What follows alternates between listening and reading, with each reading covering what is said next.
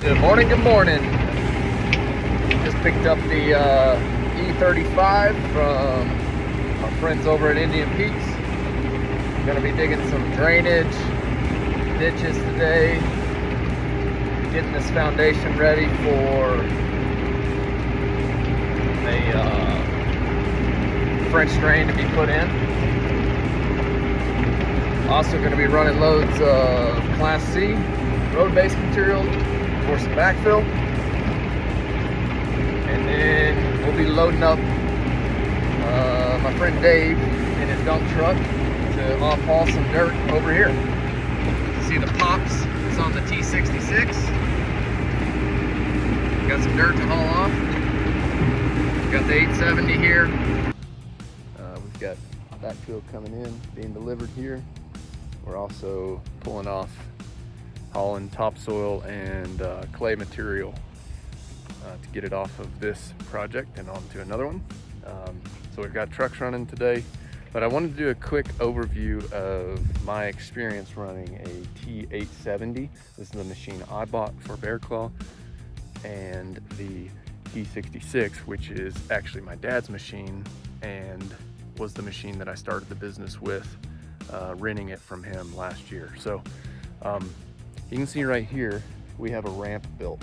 So what happens is the trucker comes in, he backs down this driveway, backs up, drops his loads there, and then I'm loading him up with the T66 today because I broke a hydraulic fitting, or a hydraulic hose fitting, yesterday in the 870 on another dirt work project. And I'm just waiting on some Bobcat branded hydraulic oil so that I don't void my warranty. That should be coming in today, thanks to CarQuest and Granby. I really appreciate them making the runs to Denver so I don't have to drive back down to the city. Anytime you don't have to drive down to the city is a great day. So thanks for that service, CarQuest. But you can see here, we've got to build a ramp for the T66 to effectively load the dump truck up. So with the 870 on my project yesterday, this machine, its lift capacity, its tipping load, its wider bucket width, the lift height makes this hands down a way better machine to load dirt into a dump truck. So any day of the week I would pick this machine over the T66 to load a dump truck up with dirt. The T66 is a great machine. It's a great all-purpose construction machine. It's great for having around the job sites. It's whippy, it's snappy, like it reacts really well, which could just be how the settings are programmed on that, but I like it. It's really nimble. You can get in and out of places very easily, but it's also a lot more tippy. So when I'm on this ramp right here, loading up the dump truck, I've got to be really, really careful and a lot more mindful with that machine, because whenever you get up there, you can see we had to add some height, right? If you don't add this height, it's really hard to load a dump truck effectively because you just can't see what you're doing. The lift height is not as great.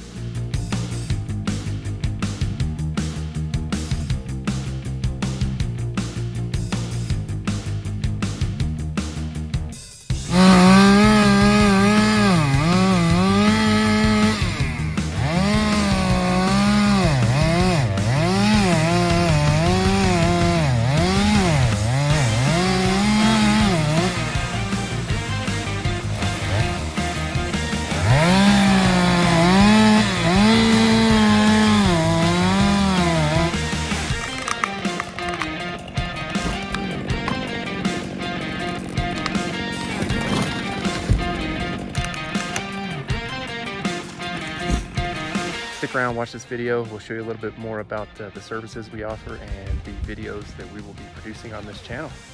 Let me know what kind of videos you guys would like to see. And if you like these, make sure to like and subscribe. I appreciate you guys watching.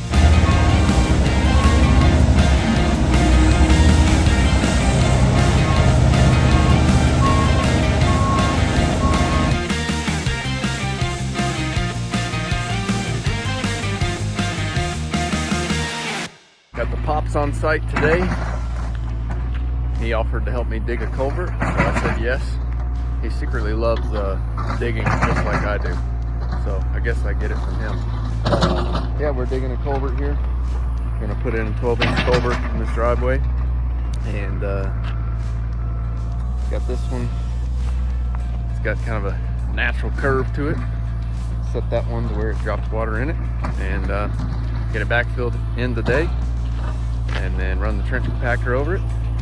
Call it good.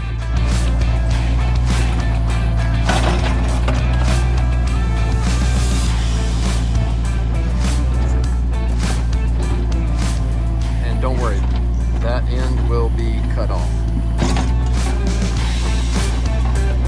This is stocked up on Lunch of Champions. It is basically, today we're dealing with a peppered turkey and Swiss wrap, but these are $7.99 at Safeway. This is turning into the daily working lunch. So this, I've got some Boulder Canyon salt and vinegar chips. This is the most important piece. What are y'all's thoughts on Memorial Day as business owners? You taking the day off, or are you gonna grind? I thought about taking the day off. I really did. Crossed my mind. But I'm not. It's just too much work. I like working. I like working on profitable jobs. Just closed another deal, and got to start a job. And the customer tried to negotiate with me, and you know what? I said, look, man, profit margin. Excuse me. I said profit is the lifeblood of every small business. He agreed with me. I said, look, I'd love to have an opportunity to earn the 15% profit margin that I add on top of my time, materials, and overhead. And in doing so, I will give myself a schedule here that if I finish by the end of the week, I want an opportunity to earn the 15% profit margin that I did the job at. If I don't, I will cut that profit margin in half. And then if I don't hit the next Tuesday job, then I basically lose all my profit margin, right? You have your material. As a contractor, you have your material. So like as a dirt contractor, if you're building a driveway, your material costs would be basically any sort of aggregate material that you're bringing in for your customer. It would be, really, I would include trucking, since trucking is a subcontractor to me. All my truckers are subcontractors, so I would include that in my material price, right? And then my time or labor cost is anything that I'm doing or any of my direct W-2 employees are doing. So I bill at $85 an hour for my equipment operators, and that would be if I were bidding time and material. But people don't really like that. At least I don't like that as a customer. I want to know what's the price. So if I'm getting a price from another subcontractor, let's say like a painting contractor, I don't want them to say, hey man, here's your material, I'm just going to bill you for the time. I really don't like it, because it's like, then I've got to pay hourly. I'd rather just know, hey, this painting job is going to cost me $10,000, right? And then I can make a decision as a customer up front whether or not I have the budget for paying you as a painting contractor $10,000 or not. So when I'm showing up as an excavation contractor on these jobs, I like to bid jobs. Now that I've been in the business for a while, I'm starting to know my costs a lot better, my material costs, my labor costs on each load of material that I pull in. And so it's my job as a contractor to give the customer an estimate for what the job would cost. And I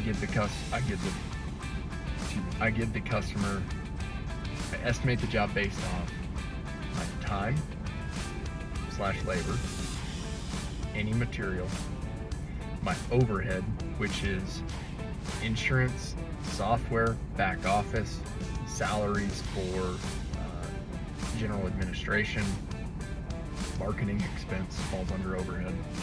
So you've got to come up with a certain percentage that you need to cover your overhead, and I build that into every job. And then on top of that, after I get to that number, I like to make 15%. Not me personally, my business. I like the business to make 15%. Just got done putting in a culvert from this side of the road to the other side of the driveway that we just built. And yeah, been hand placing these rocks here. Pretty excited with how it turned out. Basically, water's just going to, the customer told me during runoff, snow melt, all this stuff funnels down this way, right here to where I'm sitting, and then down here, and then before it was flowing over his road, and it was washing out all the Class C material, road-based material that he's brought in. So I put a culvert starting in from here to over there, and put this little riprap wall right there so it doesn't erode, and then also created a little creek bed right here for it to flow out of. So that's what's been on the list for today.